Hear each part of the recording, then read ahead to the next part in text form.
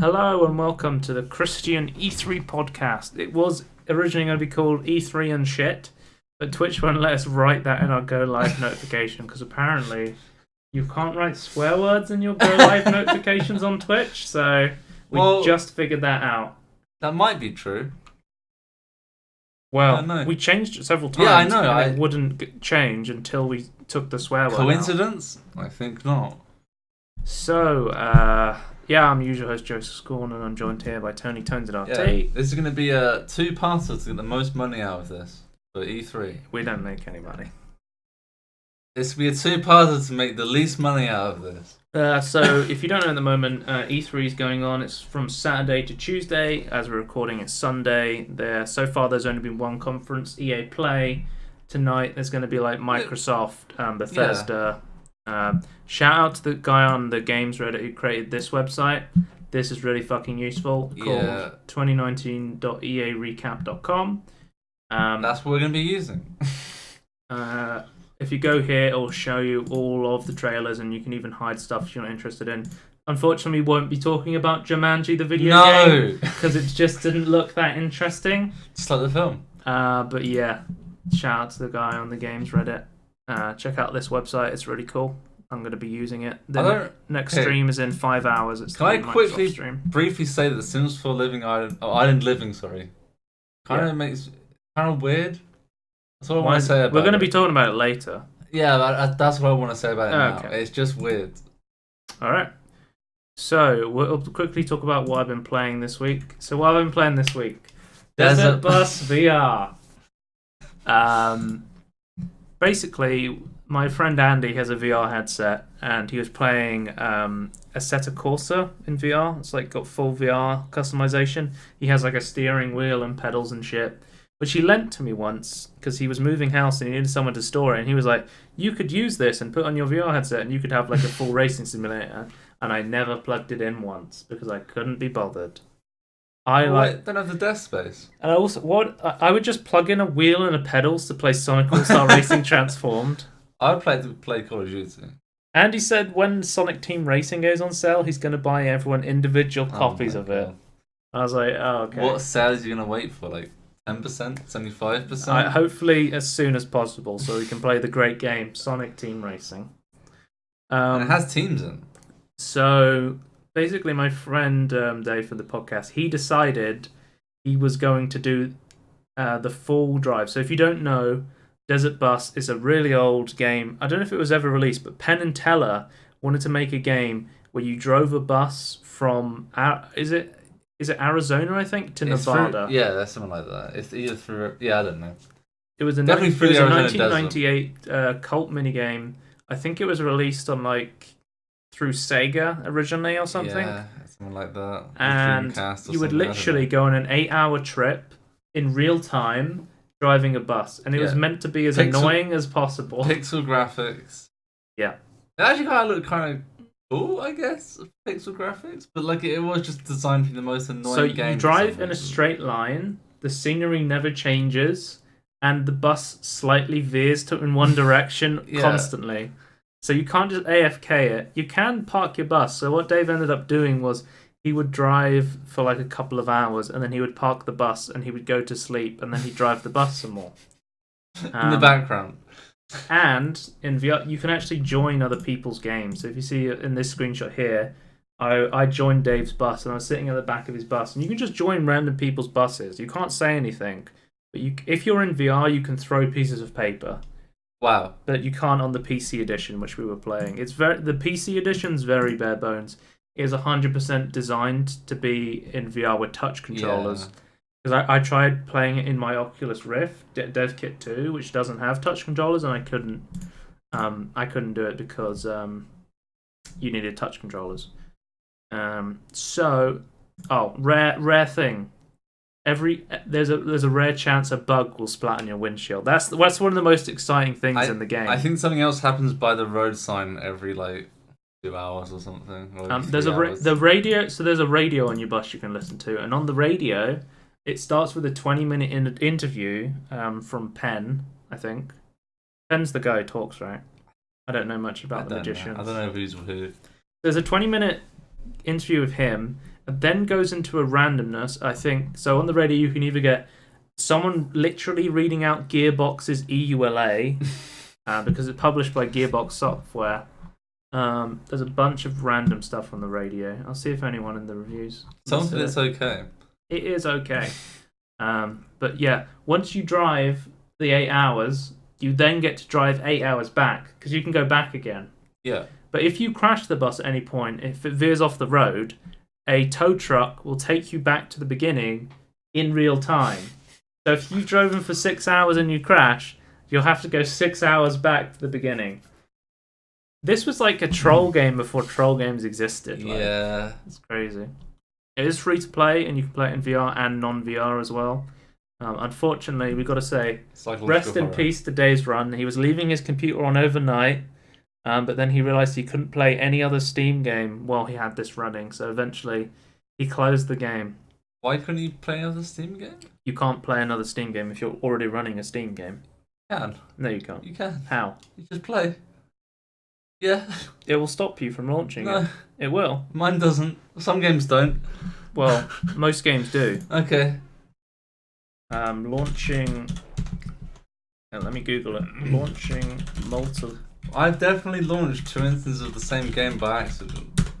Was it multiplayer games? Because it might be different for that. Oh, it wasn't multiplayer games, no. Because this is single player / multiplayer, and the game Right, we're talking about maybe. next was multiplayer. So I've definitely launched, like, legitimately, I've launched, like, it was like a shitty anime game, and I definitely launched it twice. Like, it actually launched. well, at the very least, it's not Not meant to do that. it's not meant to do, Okay, and it's not okay. very easy to set up. Okay, I didn't realise that. Yeah. The magic anime game that did allow me to do that, and I didn't want it. Yeah, Okay, animes that's like a weird. third party thing, and I don't know. Yeah. Okay. But for what it is, just a game about driving a bus, it's okay. It's an experience to sit there and do nothing. I think I'd play it for like 10 minutes and be like, yeah, I think I got everything I wanted I out of this. I just kept going onto Dave's bus and being like, just going, "You're right, Dave," and he's like, "Yeah," and I just leave. I just go on his bus every now and then. Do you need a bus to drive from one place to another? You can just teleport to someone's bus, though. Like, you're like a superhero that can No, teleport. I'm getting on at the stops. Okay. You don't actually. You can't just appear on it. But it's pretty fucking weird when you're driving the bus and someone just appears behind you, because you have like a mirror up. Yeah. And you just look behind the mirror and you see someone. You're like, "Oh shit, there's someone behind me." Some people have tagged it as a psychological horror game. It is. But Definitely. yeah. If you're looking for a podcast game, this is a good podcast game. Is it? Because you're literally doing nothing but driving, No, so you but- could listen to a podcast. I'd rather be jumping in another game. Well, then you wouldn't be listening. The whole point of podcast games is they don't require all your attention. We've No, talked I'm about this just in the jumping. past. I just jump around in Minecraft. That's my podcast Okay. game. So this is the game I wanted to play, Deep Rock Galactic. We've talked about New this in the update. past, but I've been playing this massively Yeah, in the past couple of weeks. I got 44 hours on record, 25.7 in the past 2 weeks. Yeah. So I've been playing a lot of this. It's Is really it any fun. good? I haven't played the new update yet, so It's is it any good? really, really good. Okay. They did the horror update, Yeah, oh my god. which is really cool. You got the Glyphid explode. There's tons more bug variation now as well. Did they have like more class variation as well? Like a little bit. They did after this. They did a grenade update. So Okay. every class has a gun, a secondary gun, Yeah. a alternative primary and alternative secondary gun, and 3 grenades to select from, Oh, okay, that's cool. which you can all unlock, which is really You cool. do need grenades. Oh my god. This thing, What I the- died to this thing so much. It's a Glyphid bulk detonator. So detonators are like these things that come up behind you and explode. Yeah. So this thing just shoots lava everywhere, and when you kill it, it explodes. Oh my god. Okay. Oh, These are trawlers, so there's the magma grabbers. Yeah. Magthar, I think they're called, are like the flying aliens. These are like those, but they go into the ground and they drag you Yeah. along the ground instead of dropping you out the sky. Where's The shot? Glyphid Menace. Oh, double gun. Yeah, that's one of the new ones, I think. This guy will just shoot at you from the distance, and when you shoot him, he'll dig into the earth and he'll run away. And he's called a menace because he'll literally be a fucking menace, and he'll keep trying to shoot at you from a distance. Oh, he's gone. Going away. Glyphid Grunt Guard, these are a bit tougher. Glyphid Warden, so this guy shields the other ones. Oh yeah. Okay. They look really cool. Radioactive exploders, these are like the lava ones, but they explode and leave a big radioactive area which deals damage over time. Instead of one just big explosion of damage. But in my opinion, it looks cooler. Glyphid Swarmers. So when you play on the higher difficulties, you get like massive swarms like this. Like recently, because I was playing on difficulty 2, and then as you level up, you can unlock missions to unlock higher difficulties. So I played difficulty 4. Difficulty 4 is like, it's really cool because like the game gets really challenging at that point. You actually see huge swarms of enemies, and I unlocked difficulty level 5 and played it. I was like, Matt, you want to play difficulty level 5? And yeah, pretty much. You don't need more cave. Cave Leech Overhaul. I died to the exploders, the cave leeches, and full damage the most. Yeah, they're not drop you anymore. No, they literally keep biting you until you die, and you can't do anything. Oh. No. So you have if there's missions that will say caution cave leech infestation, so you have to stick together on those missions, otherwise you'll die. But they have made the bugs in this way cooler. Yeah. Because they do constant updates, which is really cool. They do monthly updates, right? Or they do like bi-weekly? I'm not sure. But this is like the new gun. Like this is the class I play, the driller. Your alternative to the flamethrower is a cryo gun that freezes enemies. Yeah. And your alternative to the pistol is a plasma gun, which you can charge up to fire a big charged shot. That's pretty cool. Also with the grenade update they just did, the new grenade for the driller is really cool. He just throws an axe, and he gets 8 of them. And if you throw the axe and miss, you can go and pick it up again, which is pretty cool. No miss shots. Okay. It is cool they do regular updates. I don't want to say games have to stay alive to do it, but I think it does increase. Well, they were in early access for a long time, and they have gone. They're planning on going out of early access soon because I think they're going to increase the price, or they have increased the price recently. They have increased the price, haven't they? It's £25 at the moment. I think it was a bit cheaper because they said, like, as I was buying it on sale, it said we are going to start to move the price up and move out of early access. Yeah. But they have the roadmap here, the living roadmap.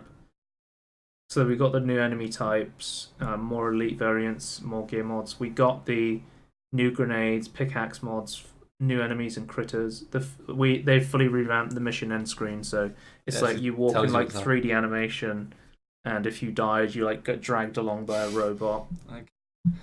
So this month we're going to get daily advent. These aren't like, I don't know if these are in order, but daily adventures, new mutators, more skins, exploration modes. We've got Steam achievements already. The hell is that bomb one? Which? Error. It's like a flavor thing. But yeah, this was in May. We got the explosive expansion. We got brand new grenades for every single class, and the loading screens for the Steam achievements. Cool. Already added the Steam achievements. Ahead of schedule. Oh, so this thing's really cool. We now have loot bugs, which are golden loot bugs. Yeah. But they drop loot. They drop a load of gold. Yeah. But the Huli Hoarders are really cool because they're like treasure goblins from Diablo. Oh, really? So they're like these giant creatures, and as soon as you start shooting at them, they'll start running away really fast. But if you can kill them, they'll explode and they'll drop tons of materials. That's cool. And then, like, as they're running away, they'll even like drop like materials in their path and stuff. So like the constant, like, they've done tons of like updates to all the enemies. There's huge enemy variation in this game from where it started. So if you've played this early on and you want to come back, there's tons of cool content to check out. There's hats. I've been hat collecting. Tons of upgrades, new guns and stuff. So if you want to check out this game, I'd highly recommend it. It's really fun. I've been you can see I've been playing like 20 plus hours just in the past 2 weeks. So you've been playing for like a week. We got the new Magic the Gathering Arena Pauper event. Banned cards. Well, that shows. This is just the general one. Yeah. I don't know. The banned card of Magic the Gathering Arena was Persistent Petitioner, which was it's like a blue. I think it's 2 mana 1/3. I'll look it up, so I don't want to give Fake incorrect information. Persistent petitioner. But if you don't know, it like made you discard cards, and then if you had 4 of them, you could make your opponent discard 12 cards from the top of their library, and you could have any number of them in your deck. Okay, well, Enchantment, they did a very similar thing. That was really fucking annoying. The one that made you put cards in your graveyard. Whenever they drew 1 card, you put 2 cards. Well, I don't think that's a common card. I could be wrong, but people would make persistent petitioners decks because it's very hard to kill 3 health minions in this format. Yeah. So many commons in Pauper are creatures. So it's if you played Magic before, or Magic Arena before, you'll see a lot of planeswalkers, lots of spells, right?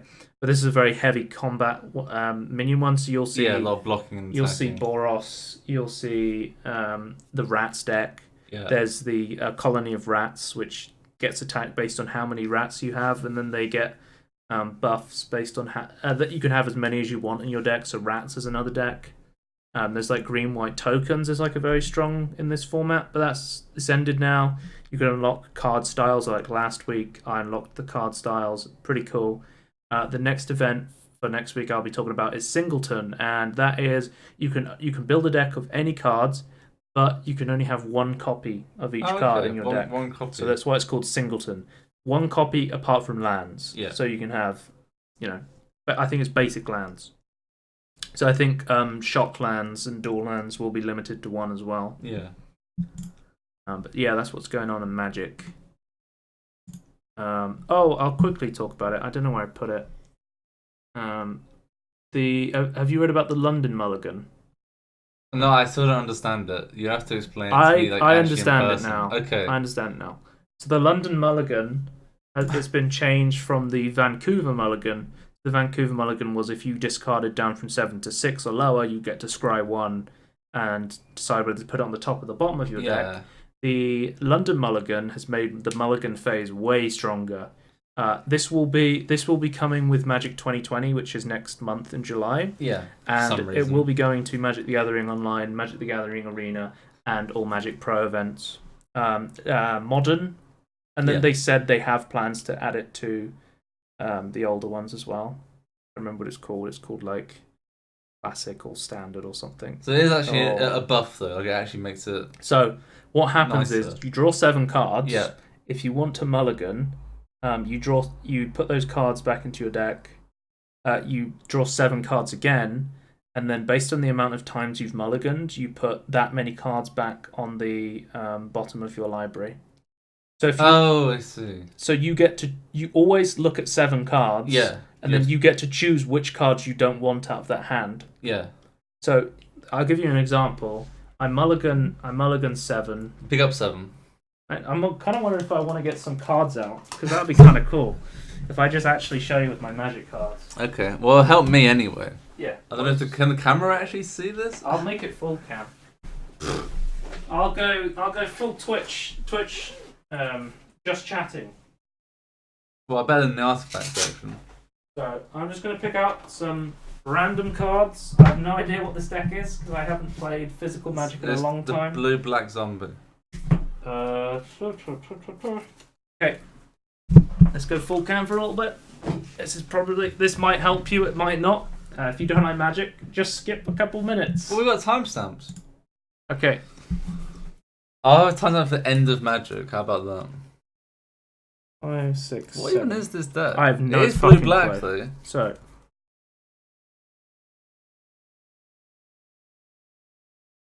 So I have 7 cards. I don't like that. I shuffle them into the deck. 4, 5, 6, 7. I draw 7 new cards. And then I would say... don't want this one.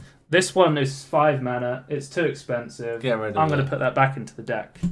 And then if I wanted to mulligan again, let's say I did, I would then draw 7 cards again. 1, 2, 3, 4, 5, 6, 7. I then would have to put 2 cards back into the bottom of my deck. So that's how the London Mulligan works. Okay. It So does make the you get to choose which goes back instead of choosing picking up less. It does make the mulligan phase way stronger, and my concern is for combo decks, this is going to make them a lot more consistent. I'm okay with that. They said they're going to keep an eye on the strength of the mulligan phase. Yeah.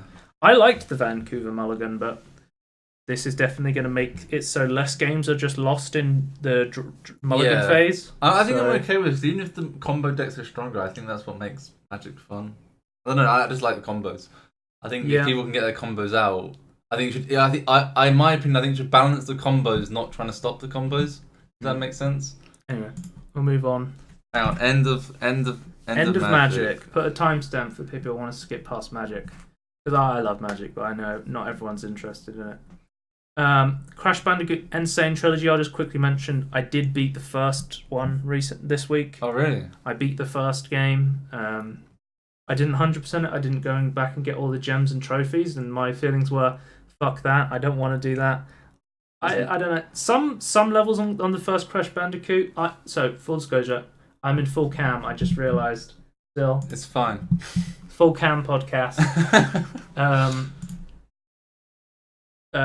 I've never played the original Crash Bandicoot trilogy, so I don't have nostalgia goggles, so I'm looking at this from more like a 2019 platform perspective. Yeah. I didn't like the first game that much. I'm going to play the second game. I've heard the second and third game are a bit better than the first one. More polished. Some levels on it I found really fun. Some levels on it I found infuriatingly difficult. There's a lot of like precise jumps sort of thing. And the problem is they've changed his model from being like a square to now it's more polygony, I think. Yeah, like a triangle. So, like some of the levels that annoyed me the most were it's a 3D platformer, so you have to use it's like 2.5D, right?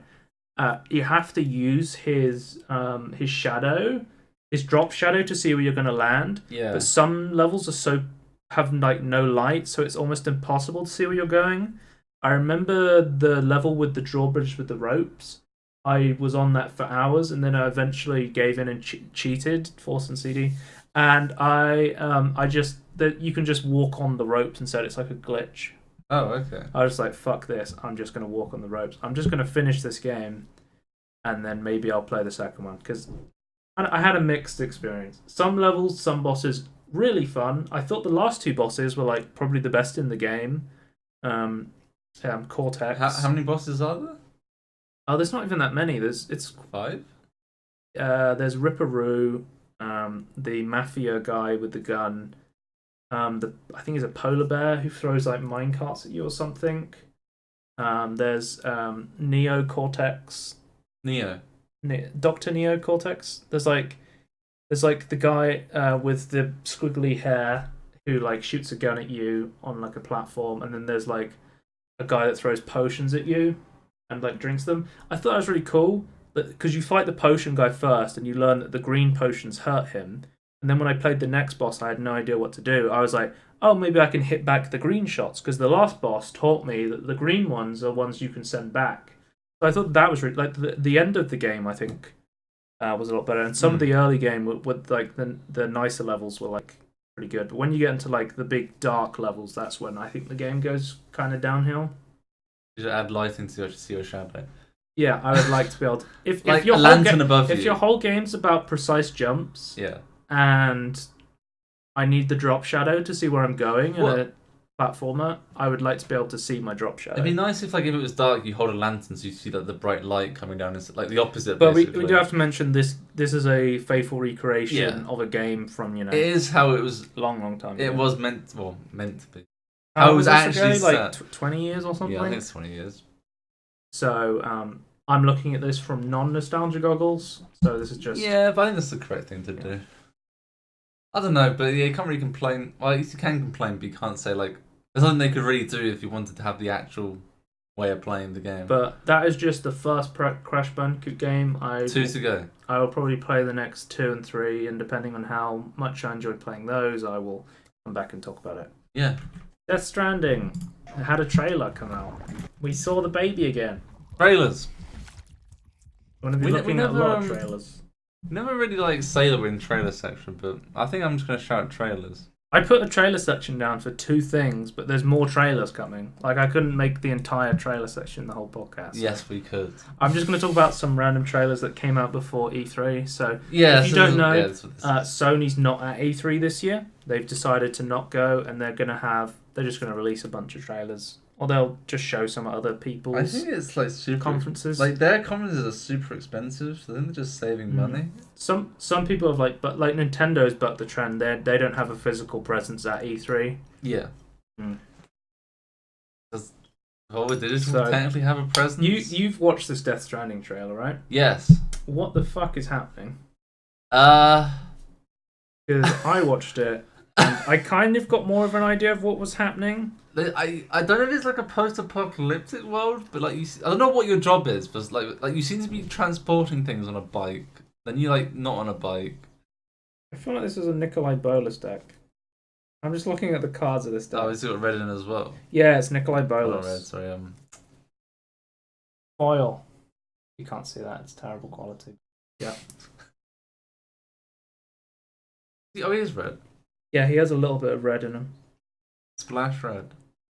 He is 7 mana. He's expensive. Wait, I don't think I even have a mountain in this deck. I don't think I could actually... I thought he was black-blue. And... Then you have like I have 1 mana of any colour, and I've got triple lands. Yeah. Okay. That's how you splash. That makes more sense. Yeah.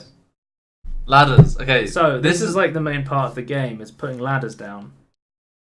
From what I understand. It's got some banging music as well, by the way, but we can't show it. I think it's copyrighted. But this part of the game actually looks really fun, even though it looks like you're doing nothing but just going... I'm okay with it. Okay. I know Jim was like, ladders look great, but I'm actually looking forward to like the lines, like scaling down a mountain. It looks like there's going to be stealth and shit. It's always stealth. He's like hiding from these guys in the bushes, and then he immediately goes, fuck it, and just starts punching them. After he runs away for a little bit. I've only got cattle spears. It looks like... Oh my god. Because it looks like you're in some sort of post-apocalyptic world. I didn't even notice that. They just knocked a bag off his back. Yeah. Didn't even see that the first time. What the hell? They did say this was coming to PS4 and PC, but we haven't heard anything recently about whether it's still coming to PC. No, so it seems like it will be PS4 exclusive for like a timed exclusive. And then it'll be coming to PC, but we're not sure yet. Hideo Kojima knows how to make stuff for PC. I mean, so him and his this team. Trailer, what we learned, Mad Mikkelsen is a ghost person. Really cool masks. But he's also like works in a lab where you have the baby for some reason. You have to stop. And you have this mix of like brawling against post-apocalyptic scavenger kind of guys, but also shooting ghosts. Like, do we have the shooting and army soldiers ghosts with tanks? Well, I think those are like the people that became the ghost, right? I'm a little bit less confused than the original trailers, but I'm still very confused what's happening in this game. Yeah, I think there might be. I think it goes blue. You still got Jim Sterling's still there. Del Toro, yeah. There's a lot of like big names. Yeah, they got a bunch they've of got faces and voices for. Like he comes out of the mud. The post-credit trailer coming out of mud with other soldiers. But then he lights a cigarette in the air. I don't really understand what's happening. Okay, yeah, you can watch the full Death Stranding trailer if you want. It's 8 minutes long. Give it a listen. It's really weird. Tell us. Give it a listen. Give it a listen because you can't hear it. We'll talk about next Ghostbusters the video game. We said this was coming. There's an official trailer for the Ghostbusters the video game remaster. We said this is like the unofficial Ghostbusters 3, and we have a spotlight video on this. Yeah. So they're back. Maybe we should like do one on the remaster. Yeah. We'd have to get the remaster first. Yeah. I think it's just like a graphics bump, so I don't think the gameplay would be any different. The gameplay is very similar. And it still has some of the cheesy animations. That's fantastic. Take my money again. Yeah, pretty much. I'll move on. So this is quick news. When we have the soundboard. Quick news. We'll have the soundbite. What's the update on the soundboard, Tony? We need to it all works on like how it looks. Okay, we and need a UI how the update, sound works. and we need a sound update. Sound's pretty important for the soundboard, isn't it? Yeah, that's my problem. Okay. I can't. Some sounds are really fucking loud. Speaking of Ghostbusters, Ghostbusters. Planet Coaster's getting a Ghostbusters DLC, so it seems like whoever owns the Ghostbusters IP is making some more money. Sony does. Sony does. Yeah. Okay. So they're making the remastered Ghostbusters game. They're getting the Ghostbusters DLC for Planet Coaster. I think there's a Ghostbusters car in Rocket League as well. Yeah, it's Ghostbusters season. Planet Coaster, one of the cool roller coaster building games. That's a good logo, isn't it? Ghost Corp. Next week news: Stellaris, Ancient Relics. Do you want to talk about this Yes. a little bit? I'll give you a chance to put a skip Stellaris news timestamp. Yeah. Skip here to get end of Stellaris news. No, but it's actually really cool. As per usual though, there's some broken things in it. Michael managed to get our friend Scorn Retorts, and you may or may not know him. He managed to get a really powerful end game ship 33 years or more than 40 years into the game. Is that good? I don't know. Yes. Okay. That's okay. Let me put it this way. There's something called fleet power.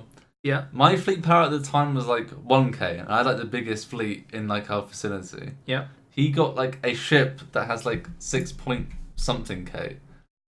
So one ship was 6 times better than my fleet. So Stellaris Console Edition Utopia expansion. What's that? So Utopia was one from like a couple of years ago, what, a year and a half ago? That had, but like, they're mega like structures. releasing the DLC on console. Yeah, now, they're having to remake it from scratch basically, or like port it from scratch because it doesn't work with consoles.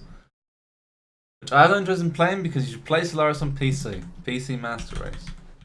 But yeah, no, this update is pretty cool actually because like a lot of they've added like big sites and relic worlds. So relic worlds are like, do you know what a yooka-laylee is? No. It's a city planet like Coruscant. So a relic world is like a ancient Coruscant, or like another. I suppose like there's another really popular yooka-laylee, but I can't think of it. Anyway, nope.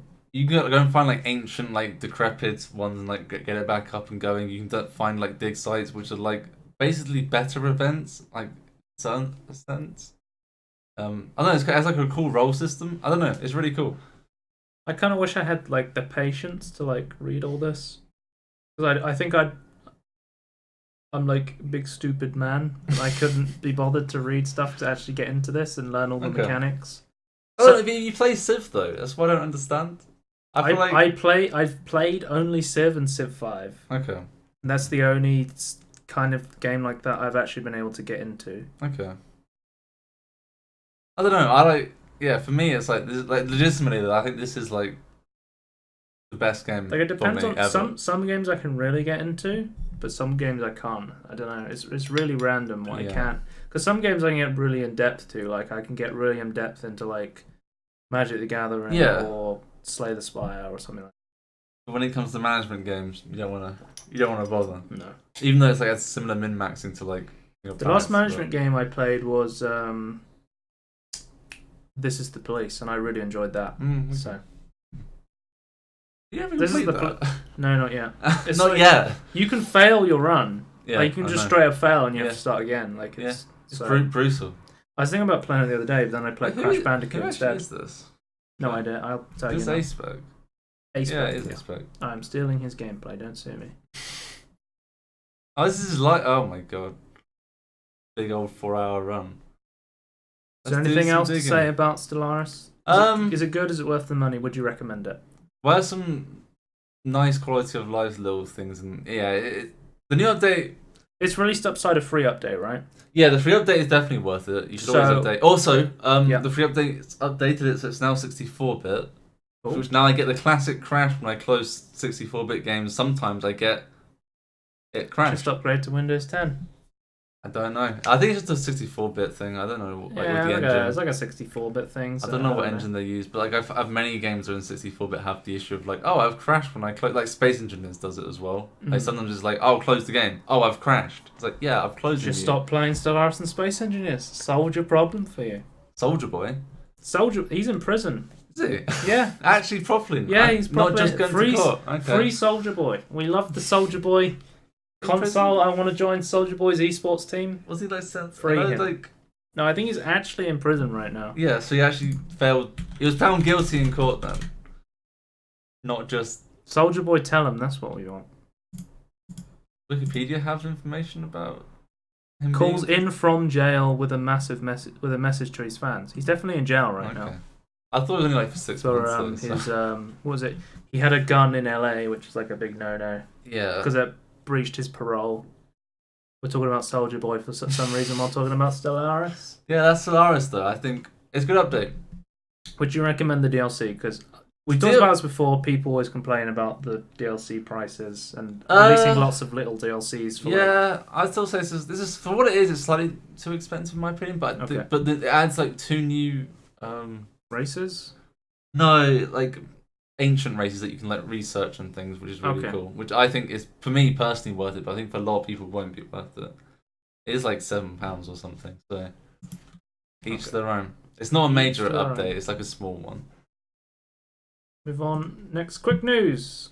Kerbal Space Program Breaking Ground expansion is launched on May 30th. Have you tried this out? Have you got this? Not personally, but I have looked into it. It looks really cool. Like Critical research mission. It seems like this is the expansion fans really wanted. Yeah. So they added robotic parts, placeable. Like Kerbals have an inventory now, right? And they can like put these on the ground, like store it in like little cargo containers. Do extra research, which is really cool because there's now more stuff to do like on a planet or like on an asteroid. It's really cool. I think it's more of a moon than asteroids you can land on, but Kerbal Space Program, another game I wish I had the patience to sit down and learn. Yeah, it's really difficult. Like you don't know what you're doing. Like it takes ages to learn how to get into space and things. I've seen people make space stations that fold out, Mars rover launches that like what the hell is going on there? That's a fun fair ride. Wait, is that cosmetics? Is there hats? Yeah, they got new suits. I thought maybe there'd be hats. If there was hats, I'd be in, but there might be a mod for that though. Well, yeah, no, they also have something really cool like new ground features. Because before in a Kerbal Space Program they had like ground features that basically you just could pass through. Yeah. They weren't actually really there. Now the new ones, I think, I think it's either with the update or the DLC. I think it's just with the DLC, like adds like actual rocks that are big and you can crash into, but also scan to get science from. Cool. Which is really cool. So I've given you all the Tony news for this week. Yeah, that's all the.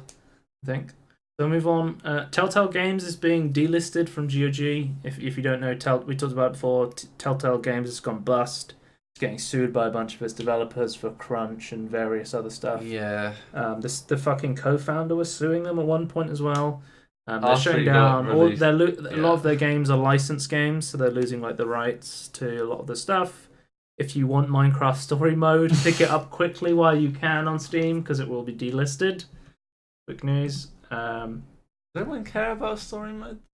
I don't. I just thought it's funny that there was an article saying Minecraft Story Mode's going soon. Get it while you can. I'm like, I won't miss it. Who wants this? China news. Apple's removed Clicker Heroes. So if you don't know, Clicker Heroes is like it's like one of the most popular clicker games on Steam and on mobile, and it's been removed worldwide from Apple after a Chinese company cloned and trademarked their own game as if it was Clicker Heroes and requested a takedown. Right. So apparently Chinese companies are now cloning other people's games and then taking them down. And then taking them down so they don't have any competition for the game they stole. Yeah, kind of dumb. So this is the guy who made Clicker Heroes, which I actually think is one of the better Clicker games. Yeah, I don't like Clicker games, but I have played Clicker Heroes and I do think this is a good game. They said, we are currently losing $200 or $300 a day because our game has to be taken down worldwide instead of just China, because they've been trademarked from a Chinese company who've stolen and cloned the game. Surely Apple should look at who put it up first. Yeah, but it's like a third-party trademark application, so I don't know. Yeah, that sounds like the dumb YouTube system all over So again. we've got an update on this. Apparently on Friday, May 24th, Apple contacted us today and said Click Heroes will be reinstated in regions outside of China. What? So, and the reinstatement take 1 to 3 days. This game will still be down in China, which is the biggest mobile market in the world. Yeah. So that's a huge fucking loss for them, out of no fault of their own. You say that, but a lot of Chinese people use VPNs. So... I assume until we change the name and resubmit it, we are not going to bother, which we're not going to bother doing. So they're not going to rename their own game and resubmit it just to get around a trademark that was stolen from them in the first place. So trying to fix your fucking copyright and trademark China has system. really. It's the Wild West in China. Yes. Although I will say this, there are a lot of companies, big companies that like really want to change the copyright system in China. So I'll give them props for that. Slay the Spire is coming to Switch. Yes, it's already come to Switch because it's gone past June 6th. So if this is actually a game I would play massively on Switch because I put so much time into this game. Surely there's many like mouse control. I don't feel like you could easily do cards with touch controls. I feel like card games are like one of the best games to put on tablets and mobile. I thought it had like kind of poor touch control. I don't know. I'd have to actually see it in action. I thought Twitch's touch wasn't that great. I think the Switch does have touch controls, so we'll see. I thought it was just a bit. Yeah. But of course, you can use the controllers as well. So play on a tablet. Mordhau is getting a new update. 1 million copies have sold, and trading cards are now live. There's a new map as well. So they've got Crossroads, a large-scale battle featuring horses, mortars, and a single dangerous objective to hold. The Javelin, a dedicated spear, is being added. If you want to read the full patch notes, they're here. I haven't played Mordhau yet. No. I really want to pick it up and play it. I'm a huge Chivalry fan, huge Pirates, Vikings, and Knights fan. I played War in the Roses for a little bit before it was removed from fucking the internet. Yeah, and all the servers, no private servers, no dedicated servers. This was made by some Chivalry fans who were like kind of upset that they weren't updating Chivalry and pushing for it more. So that's cool. I put this in. Cheese grater. The Apple 4K cheese grater got announced. Have you put in the back of the new monitor? Yeah. I got the Pro stand for 1K. No, but have you seen the back of the new monitor? No. It looks just like the cheese grater. Yeah, it's got the cheese. Yeah, I've seen that. It's got like the cheese grater. That's apparently the new thing. It's a cheese grater look. Apple's run out of fucking ideas. They've got the 4K cheese grater that's got terrible specs, and they've got the $1,000 stand. Just the stand, not anything else. Not the monitor. Just the stand. The monitor, by the way, does not come with a stand. No. Get fucked, Apple fans. The good news is iTunes is dead there, which thankfully... Why is that good news? The iTunes fucking app that you have to use to put get your photos off your phone or put music onto your iPhone. Doesn't work. It's locked. It's terrible. It's a terrible fucking app. But they're now moving it from Apple Music, which is actually quite good. It's like Apple's version of Spotify. They'll be breaking it down to like podcasts will be on their own separate podcast app. They're basically like Apple Games, Apple Music, Apple Podcasts. The Apple videos. Yeah. They've got Apple Arcade coming out, right? That's true. So they're breaking down everything basically into their own separate apps, which we talked about Steam was kind of doing as well. Why aren't they just adding more apps more than breaking it down? But yeah. Justin Roiland, new VR game, Trover Saves the Universe, came out. Pretty cool. You can play it on PC, or you can play it in VR, where you're sitting in a chair and you use a controller, and you control this Trover guy.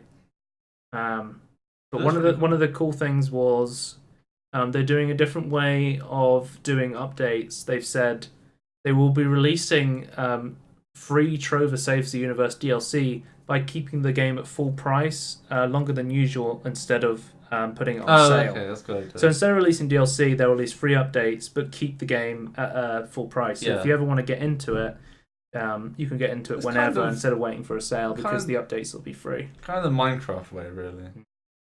Also, Justin Roiland's company trademarked Radical Heights, the very short-lived Battle Royale game. So they're going to do something with Radical Heights. I have no idea. They bought it from the original owners, basically, right? Or I don't know.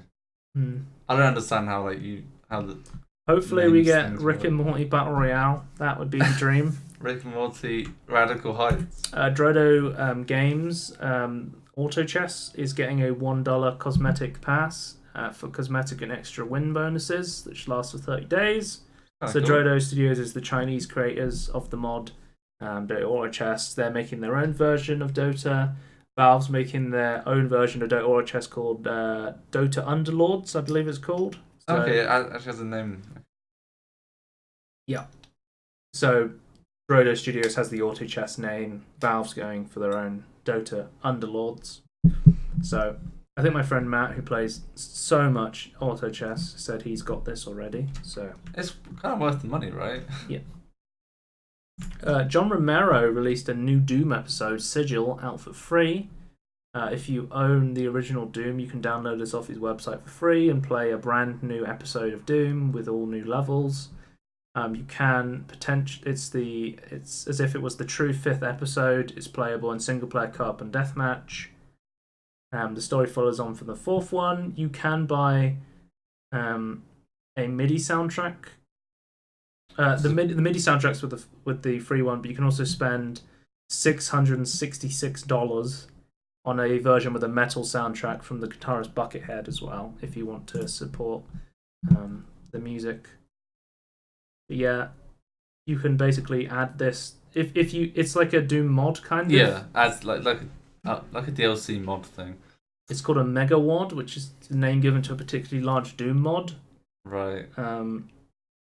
It was meant to be out in February, but was pushed back a few times. But yeah, you do have to do. There is like a guide on the website of how to set it up. If you're not sure how to do it, you will have to own the original From Doom. what I know of Doom mods, I don't think it's that difficult if you just follow the guide. So I've read some people talking about it. Some people like it a lot. Some people think the level design's kind of outdated. Isn't that great? it does have to use the original engine though, so I don't know what much you can do about that. So, I don't know.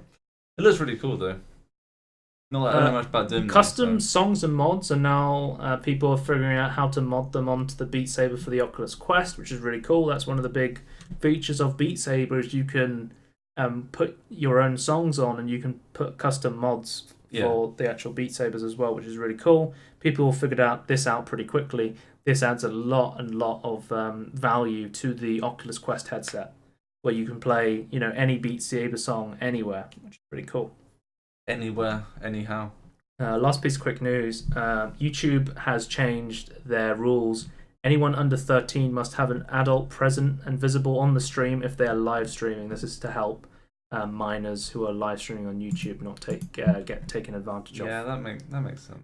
Twitch has always had a similar rule where you're not allowed to stream on Twitch unless you are over the ages of 13.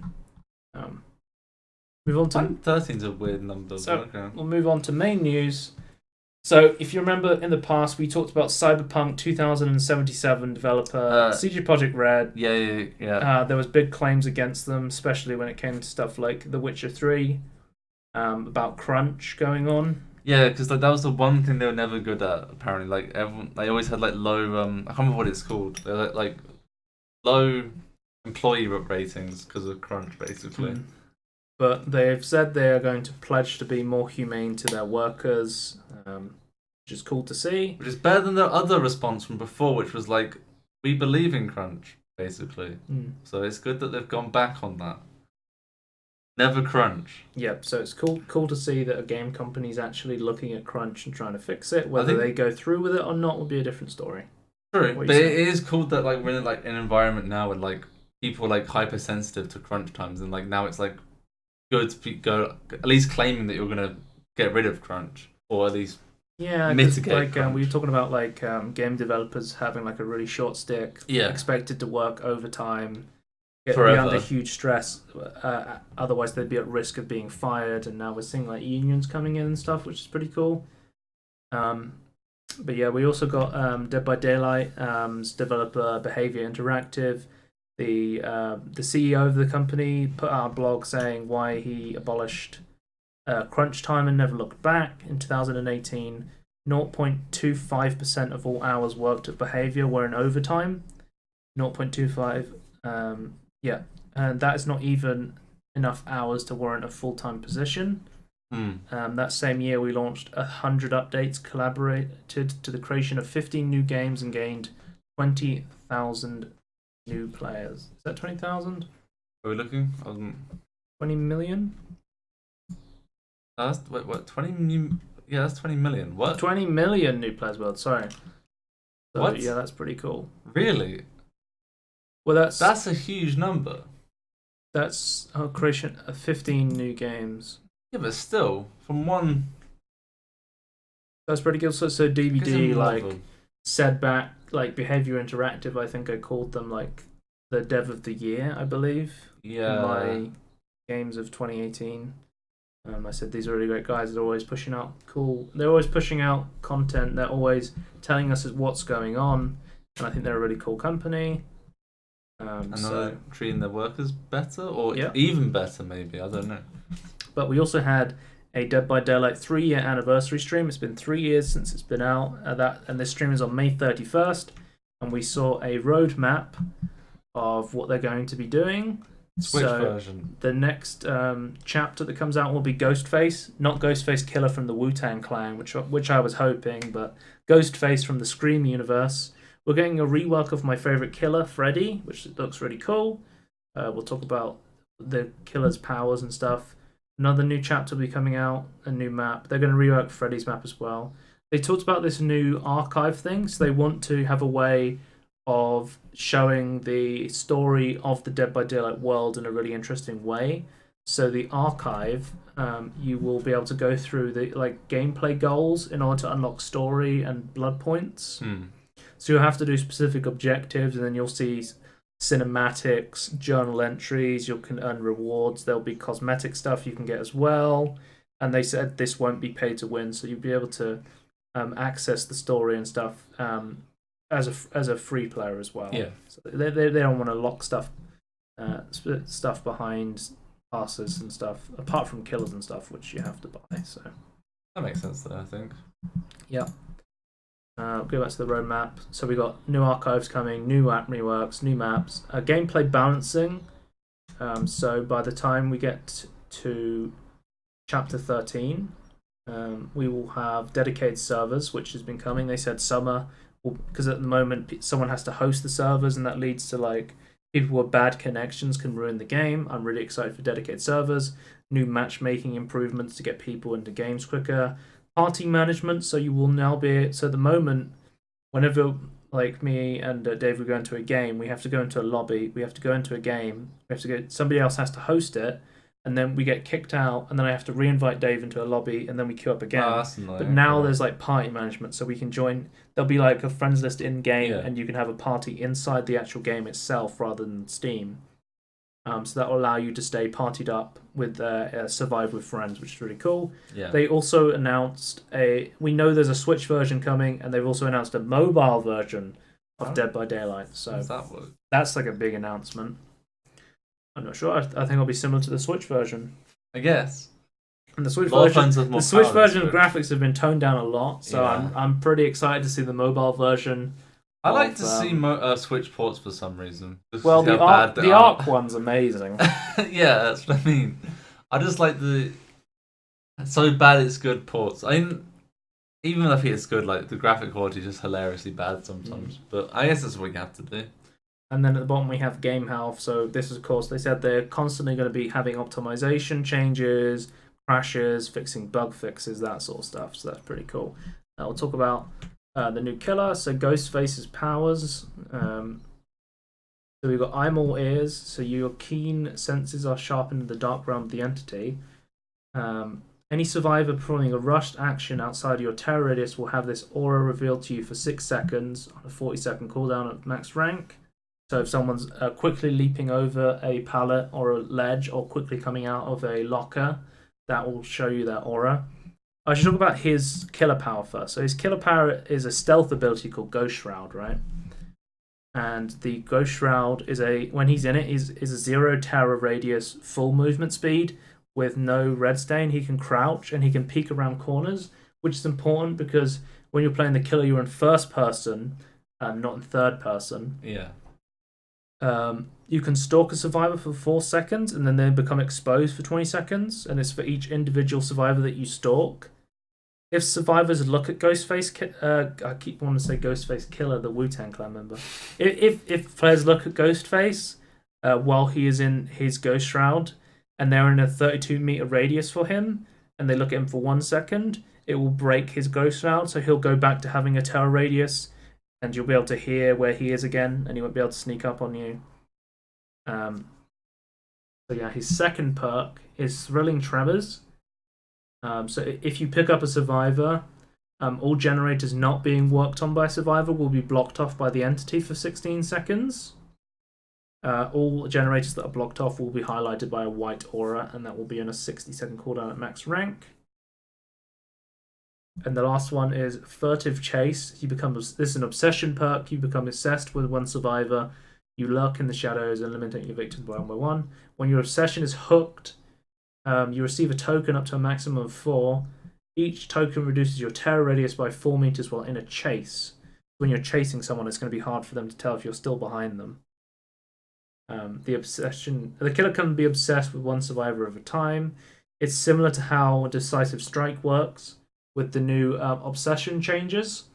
So your obsession will change when the person you're obsessed with gets saved. The person that saved them becomes your new obsession. So that's pretty cool. Freddy rework, we'll talk about quickly. Freddy, he can channel a teleport now for 5 seconds. Survivors fall asleep on a cycle instead of him having to actually bring them into the dream world. There will now be a clock on the map, which people can use to get out of sleep instead of having to fail skill check actions, which you can still do. His heartbeat and his lullaby have been swapped. So you'll hear his heartbeat when you're not in the dream, and you'll hear his lullaby when you are in the dream. Oh, was this the other way around before? I used to hear his lullaby when you weren't in the dream. Yeah. But you now hear it when you are in the dream. That makes sense. Okay. Yeah. So just changing some balance things. Instead of always being invisible, he's now visible when he's close to you, and then as he gets further away, he goes back to being invisible, unless you're in the dream.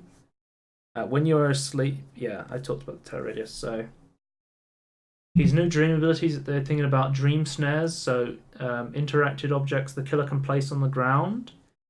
Time is taken to set up the objective on the ground. No visual required, but it will state that it will only affect sleeping survivors. So they have to be asleep and in the dream. But if they enter the radius of your dream snare, they get slowed down for an amount of time. Another one is dream pallets, which is similar to the Doctor's Madness. So it only affects fully asleep survivors, but they'll see fake pallets around the world, which are placed by the killer. And you'll go up to a pallet, and it'll be a dream pallet, and it won't really be there, and they can catch up to you. And Freddy no longer targets survivors with a tagging ability, but he can teleport to generators. From the video I saw, if you want to watch the full live stream, you can watch that, but it's really cool. When you teleport, it's like you stand still for 5 seconds and you look at a generator, and the generator just starts shooting out blood, and then he'll appear behind you, which is really cool. Yeah. Okay.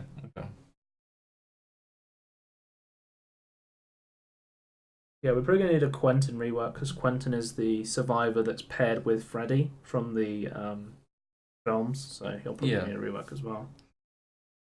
But yeah, that was everything about DBD, pretty much. Really cool updates coming, really excited for that. I love Dead by Daylight. Freddy's my favourite killer, so it's cool to see him get updated. Kind of weird that they went this direct, so he's kind of a mix between the Hag with the dream snares, and then kind of a mix between the Doctor, because he has the dream pallets. This is all tentative, and it could still change, so we don't know fully about that. Pokemon Sword and Shield. We got a new trailer for this. We got a release date, November 15th, 2019, of course, Switch exclusive. Don't know if I put that in. It's a fully 3D open world Pokemon game. One of the first of its kind. So you will actually get to run around in 3D and there will be raids as well. I'll see if I can find a clip of the raids, because those look really cool. You will get to fight giant Pokemon together in a raid. That's pretty cool. and there'll be like this giant That's a red huge. Pokemon. What the? So to me, it does actually look like Pokemon Sword and Pokemon Shield might be like one of the first Pokemon MMOs Yeah. in a kind of a way, Sort of, yeah. which looks really cool. I don't think it will be like MMO, like everyone's in your world, but it more like there'll be raids and co-op and stuff, which is really cool. Like almost like a normal multiplayer. But this actually makes me super hyped for Pokemon Sword and Shield. It looks really good. I'm more interested in it than I was the previous Pokemon game. Let's Go Pikachu and Let's Go Eevee. Well, to be fair, those were spin-off games anyway, but in between the main games. But yeah, it is cool to see like they've actually put a lot of effort into this new generation of Pokemon games with the new hardware, new like. So Nintendo's conference will be on Tuesday, but they put out some news beforehand about Pokemon. They also put out some news about Pokemon Sleep. So Nintendo knows when you are sleeping. They're making a new app that tracks when you are sleeping and brings a gameplay experience to it. I thought this was stupid, but then I realized this is probably for kids, right? So like you get rewarded for sleeping, then you like go, oh, I'll go to sleep now so I can wake up and like see what my Snorlax is giving me. We also got Pokemon Go Plus as well, so you can play Pokemon Go in the day. You can put Pokemon Sleep on when you sleep, and you can send all of your personal information to Nintendo Company. They can learn. You don't know what they're doing with They know when you are sleeping. They know when you're awake. They know if you've been bad or good, so be good for goodness sake. Go, you better watch out. You better not cry. Nintendo's watching. I'm telling you why. Nintendo is coming to China might be watching as well. There's a new Detective Pikachu game as well, but that wasn't very interesting. No one cares about that. So we'll move on. I think now we have mostly E3 trailers and a little bit more news. So, yooka-laylee got a new game. Is this an E3 trailer? Well, they say a lot of them say E3 in the trailer, but they'll announce. Like, people who aren't at E3, they will release like a week before E3 because like lots of people are going to be watching the space, right? So it's called Yooka-Laylee and the Impossible Lair, and they've gone from a 3D platform, which Yooka-Laylee was at Team 17, to a 2.5D platformer similar to Donkey Kong Country, and it looks really good from what I've seen. Be interested to play this. I own Yooka-Laylee, the 3D platform, and I haven't played it yet. Okay. I'm still playing Crash Bandicoot. I can only play one 3D platformer at a time. I wasn't sold on the Yooka-Laylee at all. Like, it had some issues. Yeah, lots of people didn't like it. They've done some updates to it. I'll play it and I will tell you what I think of it eventually. Yeah, I think the updates weren't enough for me. But I think the 2.5D platform is a lot different. So yeah. They're going to be able to. Well, considering my problem was like the level design, if they're getting new levels, then I say new levels, different levels, then they can learn from their mistakes. We'll see if they can have better success in the 2.5D world than the 3D world. It's more just isometric more than 2.5D. I don't know, it's weird. It's a weird world. Well, the hub world's isometric. Yeah. This is 2.5D.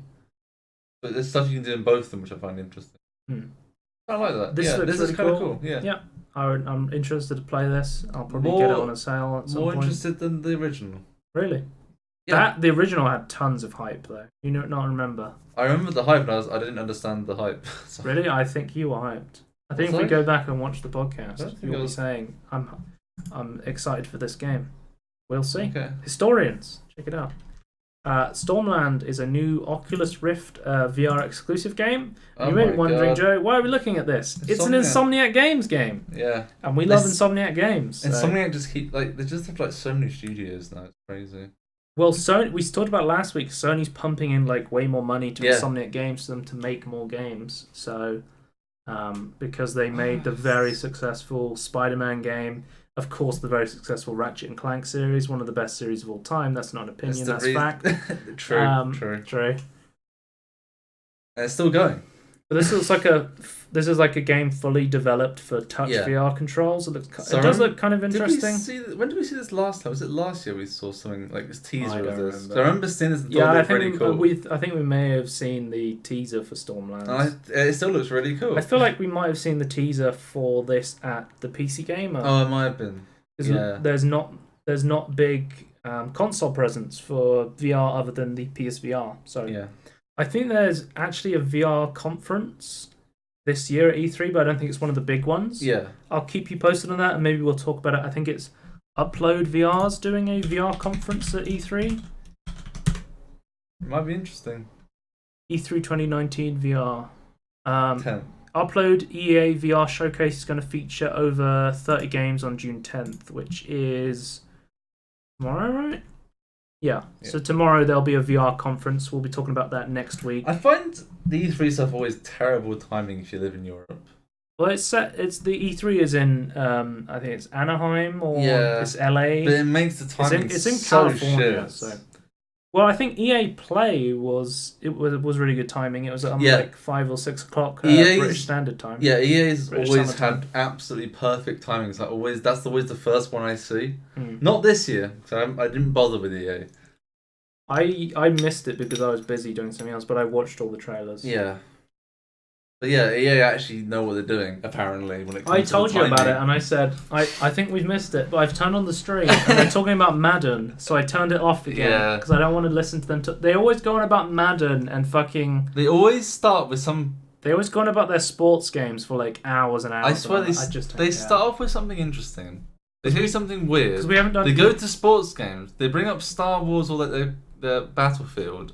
We'll talk about Star Wars later, because the Star Wars game looks fucking fantastic. Yeah. But they always have like some sports thing, and then they'll go, hey, why don't we get real people to come in and play American football?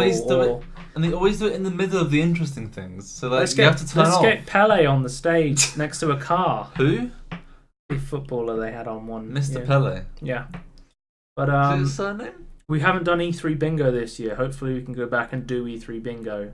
I didn't see much hype for like E3 bingos. I really like doing E3 bingo. I liked them, but no, I couldn't find any.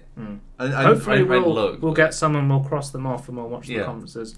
There's going to be a couple of conferences after the podcast finishes, which we hopefully can watch together, or if they have better timing. I know for sure if you're in the UK or Europe, Devolver Digital has terrible timing. It's on like 6 or 7 o'clock in the morning or something. Yeah. So I'm gonna watch the VOD for that.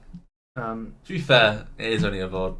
If you go to E3 2019 recap, it will show you all of the conferences in your local time. So that's cool. Is that a local Microsoft? Oh, British summertime. Yeah. Microsoft is in 5 hours, so we'll be watching that after the podcast in some capacity, I believe. Up next, we got Kings of Lawn: The Fall of Ibris. I clicked on this and I was like, "This looks like Skyrim." I don't think I sent this to you, but it looks a lot like Skyrim in a lot of ways. It looks like first-person Dark Souls Skyrim. What's that game? Licton Battle Mage kind of reminds me of that as well. Oh yeah. I'm more of that than Skyrim a little bit. It looks more grimdark than Skyrim. But this is coming out September 9th, 2019. So it does look really cool though. Looks pretty interesting. I like the magic. I'd like to see how the kind of combat turns out, whether it is like Skyrim or it's actually like a real game. But we'll see. We'll see, yeah. Next game, Ari. I'm just gonna say Ari. Ari! His name's Ari. His name's Ari, and he's looking for the secrets of the seasons. He's on the West Country. This was put up by Sony before E3. It's a cool little platformer. I thought it was cool. It's like a cool little 3D platformer adventure game. I'm so confused though. This will be coming out Q1 of 2020, so next year. I don't know what's going on in it though. But it's like a nice little. I like little 3D platformer games, so I put it in. But it's not like it's not a big release. That's why I didn't put it in the main news. And it's not part of one of the conferences. Looks interesting. You want to check that out? It's on Sony's PlayStation's YouTube channel. We got Subnautica Below Zero Spy Penguin update, so you can now get a little penguin to spy on the penguins. God.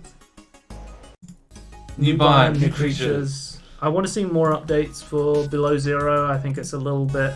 It's just come out, right, but I think they can definitely do a lot more with it. They're still doing updates and things, right? You can drive around this little spy penguin and kidnap penguins with it, so that's great. Where are they putting the penguins? I don't know. It's got a TARDIS inside. Okay. Call of Duty Modern Warfare. That's right. Call of Duty's making a Modern Warfare game called Modern Warfare. This isn't a remake. This is a double meme, I think. But apparently they're having ray traced audio, which I don't understand because ray tracing uses rays to simulate shadows. Yeah, but the rays can be anything though, so they're using it to bounce off sounds basically, which makes sense. But I find it weird that they're using it for sound instead of visuals. But whatever, you can use the RTX cores for anything, I guess. So the next Call of Duty will also support DirectX ray tracing DXR on PC. So that means we need a game that needs all 4 types of ray tracing then. And potentially, if do you think the new console releases are going to get ray tracing on them? Well, I don't. It's already rumoured to have it. I don't think it does, but what do you think? Just a guess. Well, PS5 is already rumoured to have it, though. They're already looking into it. Well, it's a rumour. No, but there's information of them they're looking into it. It might not be on it, but they're definitely looking into it. I think that's a rumour. I don't think that was a rumour. Well, I think it was a rumour, they don't know it for sure. So you think that the next Xbox and PlayStation will have ray tracing? I don't see why not. Because both AMD... It's very expensive. Yes, but both Nvidia and AMD are trying to put it into their stuff. And it's only expensive because they've hiked the price up really high. No, ray tracing technology is really expensive to make. Yeah, but it still could be cheaper than what we're currently buying it for. I don't think they will. I think they're going to go for 4K, 60 probably. FPS, or 4K 120 Hz. Yeah, I personally think they've looked into it, but I don't think they're actually going to implement 120 FPS. Like an Xbox 2S or something. Well, that's where it'd be ray tracing. We got a new trailer for Slime Rancher.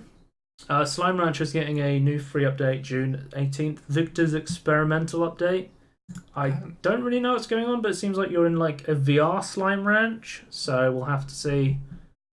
It sounds like some of them are like glitches and corrupted. So I fucking love Slime Rancher, so I'm super hyped for this. We're in the Matrix. It's like one of my favorite management farming games, I guess. Yeah, farming game's always like a light management game.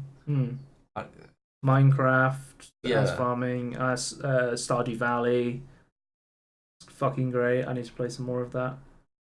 I actually play more Slime Rancher, to be honest. I didn't get very far into it. I got to like the end game, but they've done like lots of updates, and I'll be waiting for this as well. So next, we got Fallout Shelter is apparently getting a sequel with PvP, but only in China. Valve News Network, or Tyler McVicker is now, because he's also Valve News Network, Bethesda Network, Nintendo News as well, Nintendo Network. He put out a video on Fallout Shelter, and I was like, oh, this is interesting.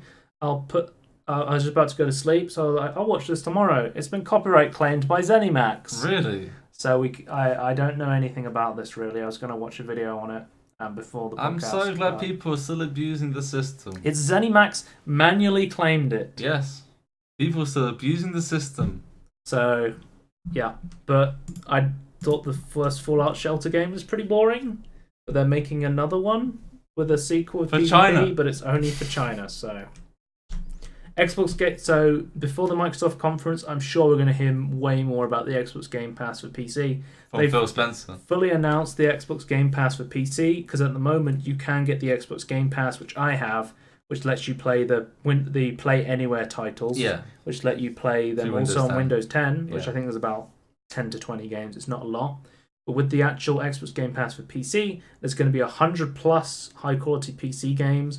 We've had announcements from Focus Interactive. They said several of their games are going to be coming. We've got announcements from Paradox Interactive. Several of their games are going to be on it.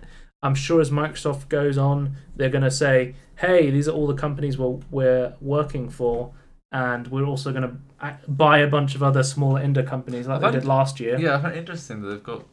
Is that Devolver, isn't it? Devolver Digital, Deep Silver, Bethesda... Sega. I'm assuming Skyrim. I'm assuming Fallout 76 is going to be on the Xbox Game Pass. Not Skyrim. Ark Survival Evolved is already on the Xbox Game Pass, so there's already a terrible broken game on the Xbox Game Pass. True. They're probably going to add Fallout 76. I can't wait. Never play Fallout 76. This is news that came out soon. So apparently, they're also making the Xbox Game Pass Ultimate, which combines the Xbox Game Pass with the Xbox Live Gold subscription. So you'll be able to play loads of games. I don't know why they didn't do this in the first place, and then or why they made it so it's like premium, so it costs more money to do it. I don't know. Because they've always done this. Because Nintendo does this and Xbox does this. You have to pay to play online. Yeah, with the Xbox Live Gold. To use their not dedicated servers for some reason. Yeah, I don't understand the point of it. But it's like PSN actually gave you like free games every week. I think Yeah. Xbox does this now with the Game Pass. It gives you like free games and stuff. Well, it is now. But now we had a price confirmed for the Xbox Game Pass on PC. So ahead of the upcoming E3 conference, which will be tonight, it's going to be £4 a month, which is actually not a terrible price. No, that's actually pretty good. And for 100 plus games, I guess they can afford to be super competitive. But like that is really competitive. Like actually, they're not doing an Epic and just like trying to screw over everyone else by doing it. They're just actually providing a good. So they're service. also going to offer, if you want to purchase the games, it will be 20% off full cost games and 10% off add-ons. So if you want to purchase one of the games before the Game Pass runs out, that's a really cool incentive. Actually, they do that with like Origin and stuff as well. For Origin, that is really cool. The Origin Access Pass is £20 a year. Yeah, there's no annual cost announced for this yet, so. Yeah, it'd be slightly cheaper if they did that. Normally, like if they do yearly ones, it's normally like it costs 10 months instead of 12 months. I said before about the offer for £1 for 3 months. I think currently you can still do £1 for 1 month is like the current offer. Yeah. Before this comes out. But yeah. It's still pretty good though. £5 a month is really good. £4 a month. I was saying even £5 a month would be really good. $5, that's what I'm saying. $5 a month is really good. But I'm thinking, because if you stack it up against the annual fee of Origin Access, this is £48 a year compared to £20 a year from Origin Access. So hopefully they do an annual one that's a bit cheaper, because I think that would get way more people to purchase it if they offered an annual version instead of a monthly subscription. But we'll have to see how that turns out. But yeah. Age of Empires Definitive Editions are coming to Steam. They were exclusively on Windows 10 Store, but they are now coming to PC as well. They're coming to Steam as well, which is really cool. What was I going to say? Apparently, they're going to completely overhaul the Xbox app and to make it so you can download from the Xbox app instead of the Windows Store. It's an ice cream van. Coming to a game near So they're like overhauling the Microsoft Store, which is really cool because it's pretty bare bones at the moment. World War Z did an update where they added the Undead Sea update. You can now fight zombies on a boat on a cruise ship, which is really cool. Does that change much? It's a new map. I guess. I don't know. I'm still not sold by this. This game looks really good. I like some aspects. I like some aspects of it. Well, it's another Focus Interactive game. True. And Focus Interactive is releasing games on the Xbox Game Pass. So I don't know what their deal with Epic is, but we might see this on the Xbox Game Pass, and that'd be really cool. Well, I don't know. This game actually does look surprisingly good. I was like looking and I was like, "There's no way this is going to be good," but it's actually. I've seen it's like surprisingly good. I like the towers and like the lots of zombies. To be honest, that's really cool. But then there's not much else for me. I don't know. So it's cool. Talking about the PS5, we've got cross-gen, backwards compatibility details, and 120 Hz support revealed. So this is what Sony showed so far for the PS5. We know that there's going to be 120 Hz. We know backwards compatibility is going to be a big thing. And we know cross-gen's coming between PlayStation and Xbox. I'm very glad they're pushing higher hertz though. We saw this from an article on CNET where Sony was talking to them, so we know that this is confirmed stuff, which is really cool. We'll talk about the final thing before we just go into trailers for E3. Blizzard apparently has cancelled a StarCraft first-person shooter. Not again. To focus on Diablo 4 and Overwatch 2. So they've cancelled a StarCraft game again to make Overwatch. So this is Project Titan 2. Yeah, what happened to my StarCraft MMO? It's gone now. Turns out it's pretty hard to make MMOs. I don't think it would succeed either. So this is from inside. This is a source from inside Blizzard. So. I don't think I would want a StarCraft first-person shooter. My question is, why do we need an Overwatch 2? When there's Overwatch, 3 years after it came out. Why can't you just update Overwatch 1? So I think the idea of Overwatch 2 is they're going to add single-player campaign. They could just add a single-player campaign to Overwatch. But I don't think they could get... Maybe that is what Overwatch 2 means, though. They just add another version that's like standalone... what's it called? Like a... Standalone. What are you saying? Like a standalone DLC that has like a special Right. name for. They don't have Expandalone. They don't have DLC on the Battle.net launcher though, so it's like Uncharted. I don't think Blizzard has made expansion packs for their games, but they've never made DLC. I don't think. What's the difference between expansion and DLC other than the size though? Yes, it's surely you just have to. It has to be the really annoying thing where you have to like connect your Battle.net account to like go to a website well, and buy it. That's Activision Blizzard news, which is always disappointing recently. So, but we can talk about EA because talk about THQ Nordic first. Yeah. So the better one. This is one you were hyped for. Yeah. Destroy All Humans. You've never played 2020. This. I've never played this. I always wanted to play it. I saw adverts on it for TV. I always wanted to play it, but I never had it. It's the first two games. I've not played the third PS3 game. I've played the first two. So this PS2 is the remake games. of the first game. Yeah. Not because some people were hoping for the second game, from what I read. Both games are really good. Right. They both had the. I think I prefer the second game. All right. Oh. What's really confusing? I think they're like. I can't remember what they're called. Like the. Furions? I don't know. I don't remember. But this is just like a cinematic trailer. We didn't see any gameplay at all of the updated Destroy All Humans. But the idea of Destroy All Humans were you're an alien and you just go around killing all the humans. You control them and it has some really cool mechanics actually. I think it is really cool. I always thought that idea for a game was really cool and I wanted to play it. It is actually legitimately. But this is going to be THQ Nordic doing it again, reviving old games. Really cool. That's one of their 3 announcements. I can't wait. I'm hyped. Oh, they also had Rammstein playing in the trailer, which I can't let you listen to for copyright reasons. But we've got Darksiders Genesis, and this is the most confusing one, at least, because it's coming 2019, and I was like, oh, a new Darksiders game. They're going to make another, action. They're going to make another, RPG game like Darksiders 1, 2, 3, and 4. But 1, 2, 3. Sorry, I don't think there's. Not 4. This is 4. 10. This is. I saw this and I was like, oh, okay, they made Strife. They're gonna make another one of these games, and then it's like, alone. I didn't come alone, and it's like, what? What's going on? And he pulls out his guns, and it looks like a fucking ARPG like Diablo. This literally look. This looks like Greed. Yeah. Fight. This looks like the pit boss from Diablo. Mm-hmm. It looks exactly like fucking Diablo, and I'm like, but Darksiders. This is such a weird change for Darksiders to go from being an RPG based upon to like a Diablo co-op RPG. Yeah, they've gone from something based upon Zelda to something based on Diablo. An ARPG. Yeah. What the hell? Loot and shooter. It's also coming to Stadia as well, so look out for that. We'll talk about some Stadia exclusives as well after our next announcement, which I can't see Epic on that list of things it's coming to, though. I don't know. It had Steam.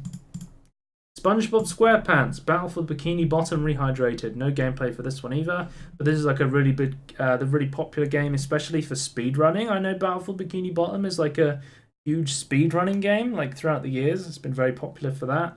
It's another animated trailer. We don't get to see any gameplay. It's coming to PC, so that might be epic. Yeah, might be epic. Might be something else. We don't know.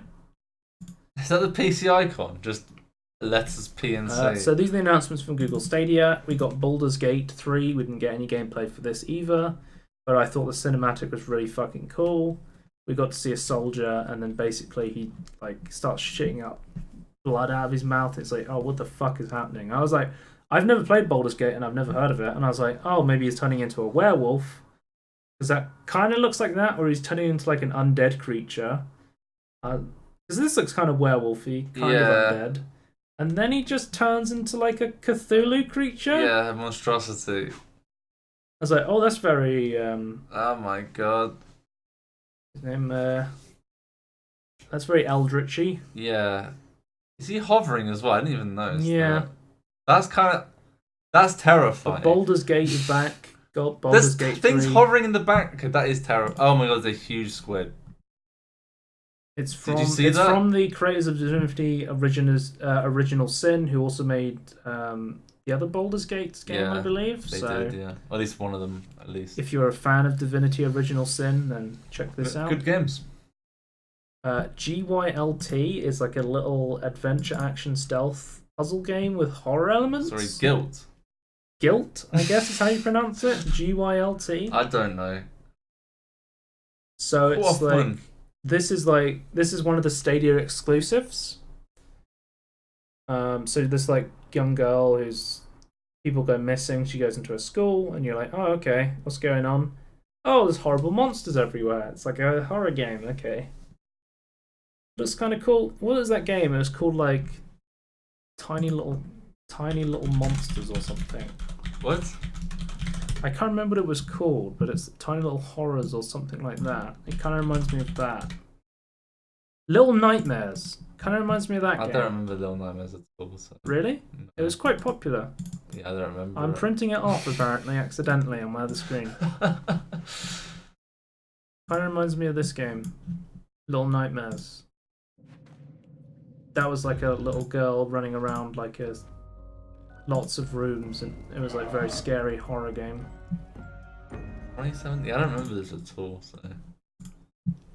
But this is one of the first Stadia exclusives. So the way that Stadia works, it's going to be, I think the Pro service is like 4K HDR 60 FPS.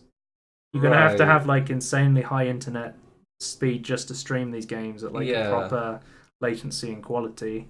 And then it's not like Origin Access or Xbox Game Pass. It is more like Netflix. No, it's not like Netflix at all. You buy the games on Stadia. Yeah. It's like Steam or Epic. But you stream it. You buy the games, but you stream them off the service. I guess it's more like iTunes, but not. I guess it's kind of is. Someone says, "Remind me when this releases on Steam." People already taken onto the Stadia hate train. I don't want to stream it.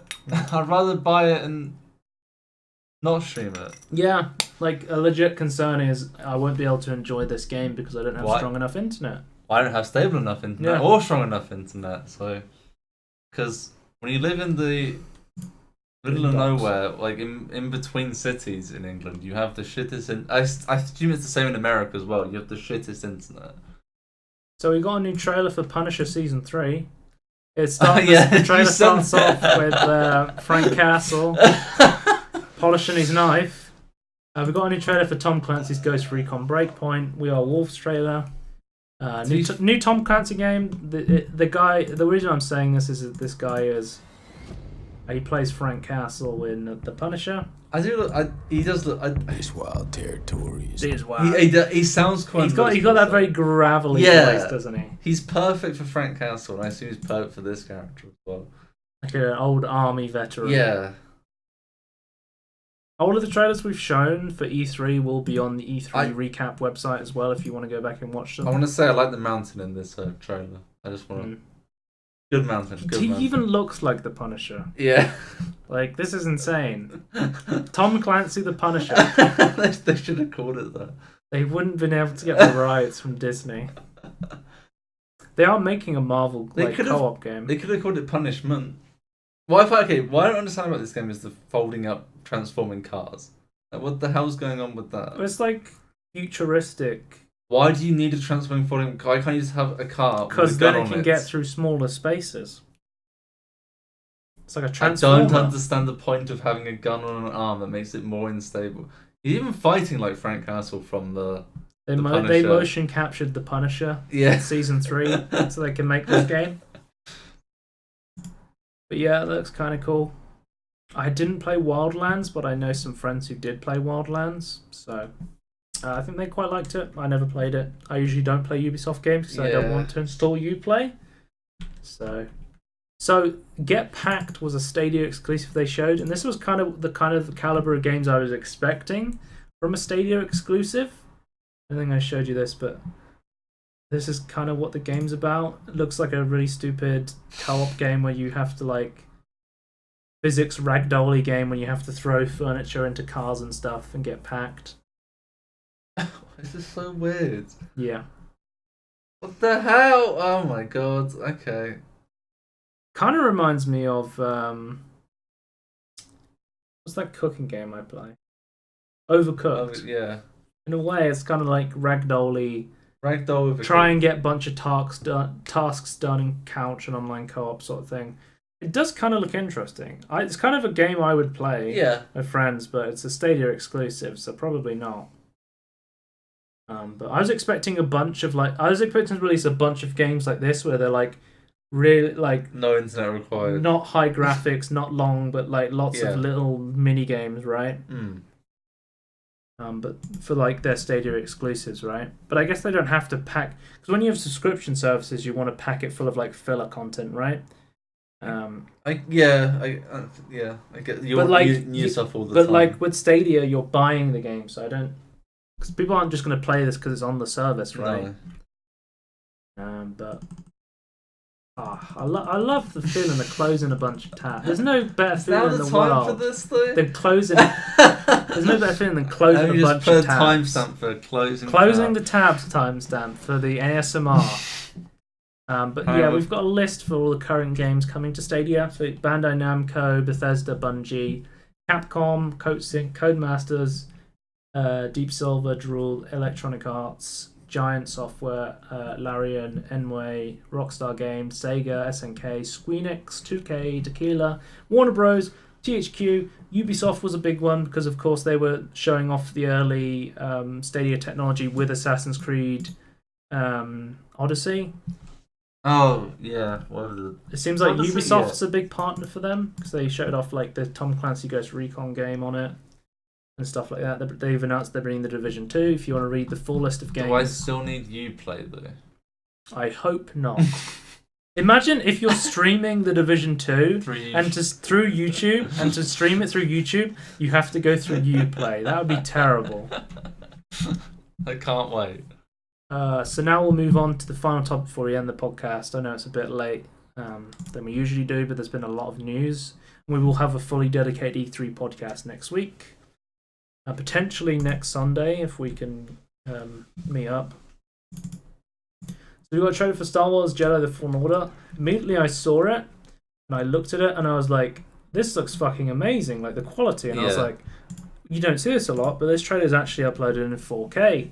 And I have a 1440p monitor, so I can see it in 44p. And immediately when I see a video that's not 1080p, I go, oh, this actually looks really good quality. On your monitor, yeah. That is a problem with your monitor. Well, that's not a problem with the monitor. It's a problem with other content.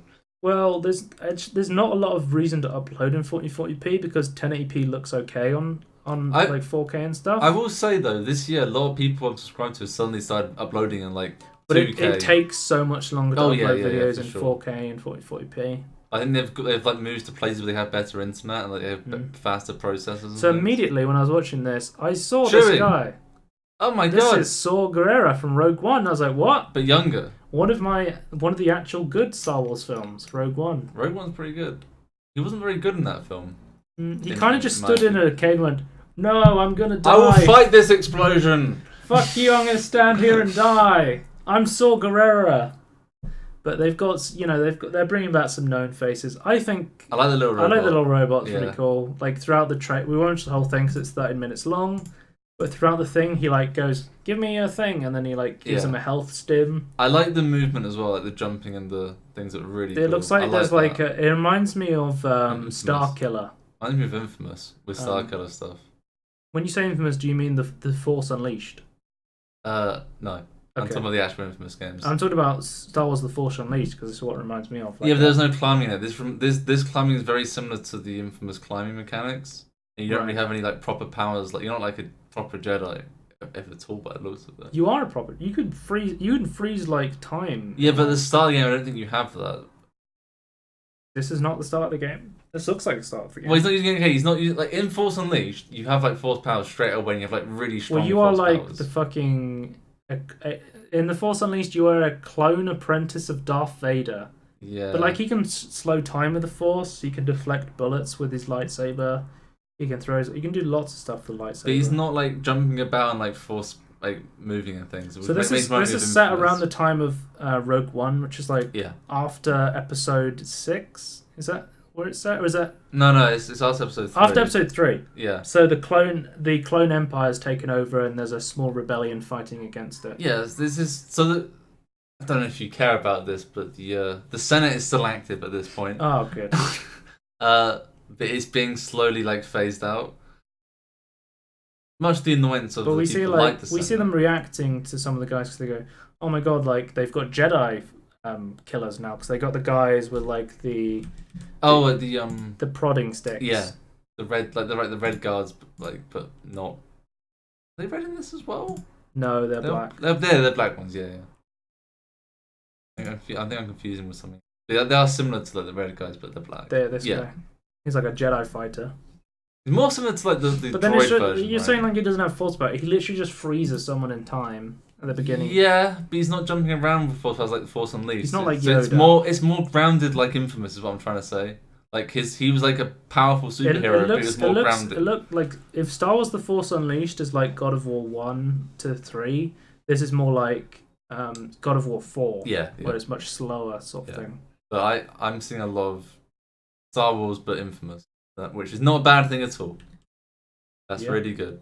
But like he's like robot, and he throws him like a health pack. Yeah, that's really cool. He uses it, which is pretty cool. Just an animation thing, I guess. But someone commented, I think at one point he kills like an R2D2 unit, and and then everyone's like, "What did that poor R2D2 unit do?" And he was like, "He was working for the Empire. He had to go."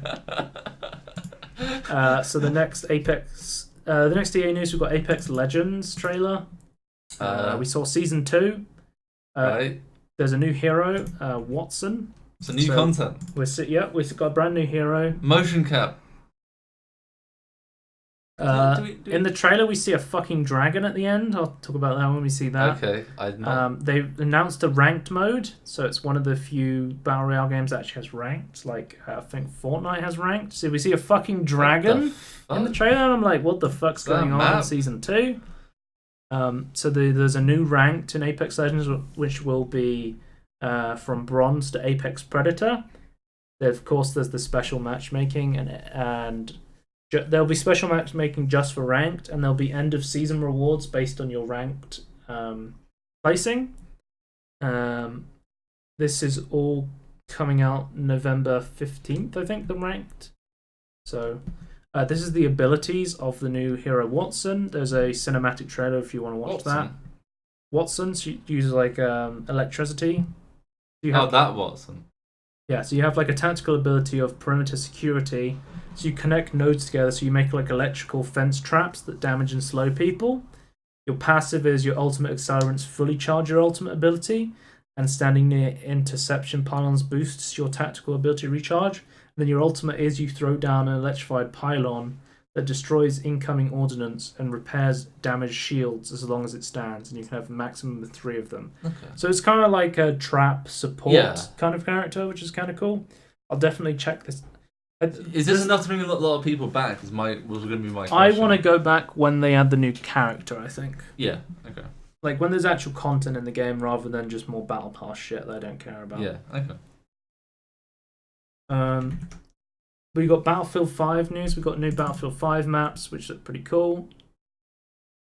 So we got the apparently not Nazis map anymore. Though. There's no Nazis in World War II. Don't you dare try and insinuate there was. Gestapo wasn't real. This actually looks pretty cool. You actually there's like an intro to the game where you should get shown like a bunch of different places, and this was in one of them, and you actually get to play as a map now.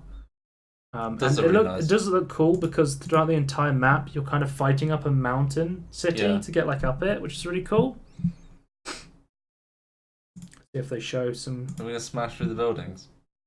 Oh, it's Frostbite engine. It's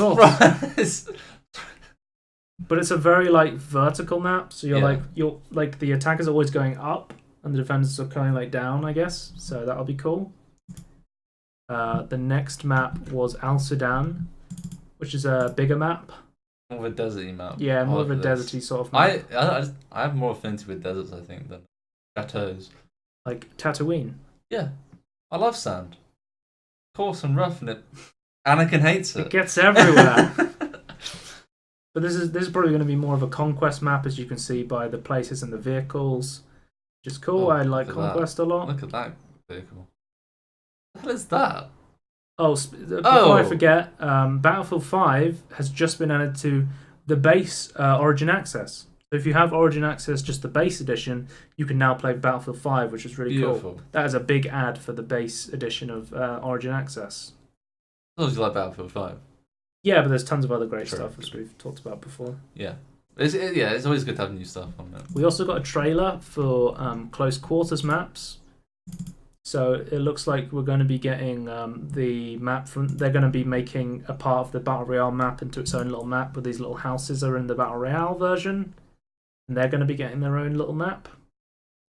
People are saying this looks like CS Italy from CS:GO. Yeah, there's a bit Like a Italian map. More of that one. Just showing this off. This little town as well, showing that off. I would say like Battlefield 5 has like used that RTX really well, in my opinion, to make it look we've good. got an announcement, Operation Underground. If you don't know, they're remaking one of my favourite maps, Oh, yeah, Operation Metro from Battlefield 3. A lot of people like that map, I think. Yeah, it's a very popular close quarters map. It's just a complete clusterfuck all the time. Yep. So if you like, some people call it Operation. We call it Operation Clusterfuck. Yeah, Because if you had explosives in that and you just shot a rocket launcher down the fucking hallway, you would just kill like 5 people. My favorite thing, including your team. My favorite thing to do on Operation Metro when I played engineer is you had this remote control repair robot, and I would just drive it around the small passages, and I would go behind people sitting there camping, and I would just set them on fire and just. It does like a little bit of fire damage. It has like a Molotov attached to it. It's like, and you just slowly kill them over time, and no one would notice that you're there. But I'm really looking forward to Operation Underground. So the maps I showed before this, they'll be coming out November 15th. November 15th is also when Star Wars Jedi: The Fallen Order will be coming out. I forgot to mention that. I think all the Stadia stuff is to be decided, so we don't know when that's coming out. We'll see sort of up in the air, like how it's going to operate. Sorry, I've been forgetting to do this. We don't know when the THQ SpongeBob one's coming out. We talked about the other one, so that's fine. And then we have the Pacific Theatre. It's coming to Battlefield 5. USA versus Japan, like a big, very popular fan. Yeah. I guess like fans of World War II. Is that a way to describe people who like the Pacific Theatre? I'm a fan of war. I'm a fan of the Pacific Theatre. I don't know. That's an interesting one. What would you call it? But they said they went and recorded like actual places in Japan where this sort of stuff went down. Isn't it? It looks really cool. Concept exploration. But Operation Clusterfuck 2 or Operation Underground. And Clusterfuck 2, is that the official name? The Pacific Theatre maps are coming later in the roadmap. So the ones I showed you before were Chapter 4. They'll be coming out soon, June 27th. And then this will be Chapter Death 5. Stranding, as you can see, Death Stranding. Yeah, Chapter 5 will be October 2019. Which is cool. Some sad news for Battlefield 5, though. Some base game modes were cut as they weren't getting enough play.